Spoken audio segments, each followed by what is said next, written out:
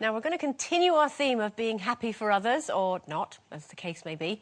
In You magazine at the weekend, journalist Polly Williams wrote that power couples such as the Obamas and Ashton Kutcher and Demi Moore, who flaunt their relationships in the public eye, only serve to make the rest of us feel inadequate about our own love lives. She goes on to say that the news of Madonna's divorce and Tiger Woods' infidelity were good for us all to witness because, and I quote, "to stay sane and married, we have to rejoice in the flawed reality." She even admits to be looking forward to the day when Ashton and Demi tweet that they didn't have sex last month. So do you find comfort in other people's relationship misery, Denise? Not per se. I mean, but the only time that I find pleasure in it is when couples gloat about their happiness and sort of criticise other people's relationships, criticise other people's marriages, because each marriage is special to that person. Doesn't matter how you get through. Do you know what I mean? Yeah. So there's been a couple of times in the press lately. There's been a couple of people that I just did that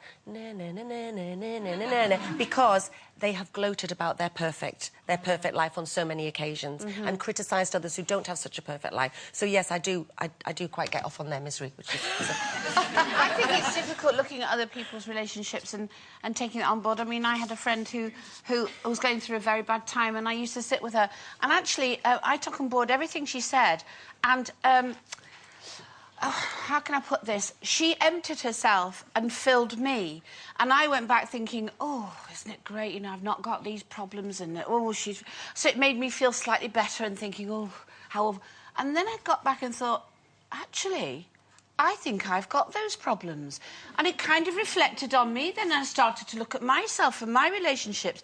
So I kind of thought that it kind of worked for me, but then reversed itself. But how about the fact that you're single now? If you listen to other friends who are having relationship problems, how does that make you feel? Like, is there a little part of you that's kind of glad?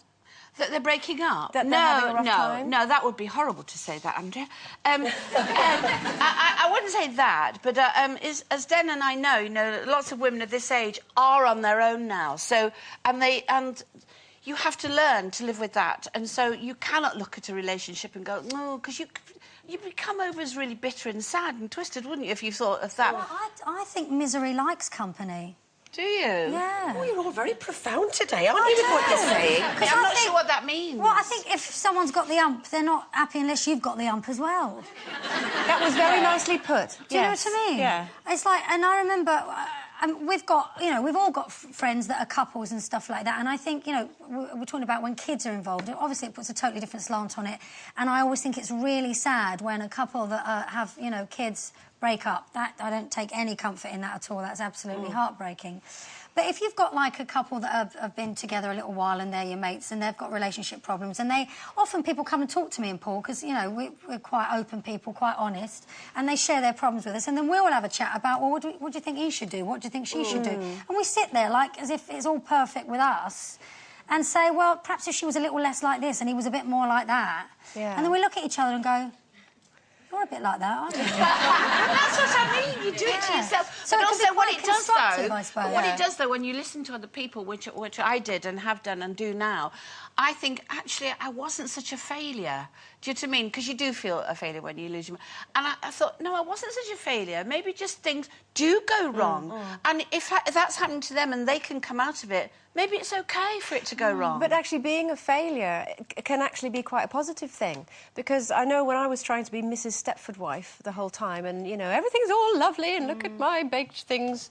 big things? No, baked things. You know, look at me, I've made things and I wear an apron. You know, that sort of stuff. I was very brie, you know, Desperate Housewife type thing.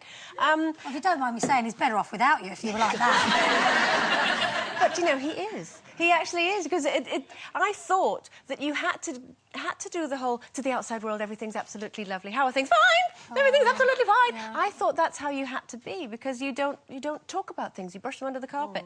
And then, when everything spectacularly exploded and it all fell apart, now the dust settled and, you know, we're very happy in our own different relationships.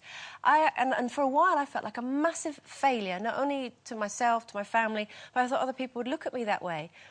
Now I think completely the opposite. I think now I'm just like a normal person. It's not a bad thing And to now fail. you can, because of that, you can give advice to friends. It's life experiences that... Well, do you know, I wouldn't ever give advice necessarily, but I would listen and be far more empathetic. I mean, I can just understand why, you know, people are just so envious because they look at Tim and I and see the perfect relationship. Do you know what I mean? And it makes them feel a little bit insecure. I can't help that. I was going to say the same. I go, wow, look at those but that's two. life, you know. You do fantastically well. You make each Well, other laugh. I have to say, we've been together for 21 years, do you know what I mean? And it's funny because I used to have this girlfriend when I was little, I don't know, about sort of 11 or 12, and she used to love to say to me, God, I'd hate to live in your house because your mum and dad are always rowing. You know, she did witness a fight. My mother had a toasting fork, my dad had not a tea towel. But basically she used to say, God, that must be awful. My mum and dad never argue.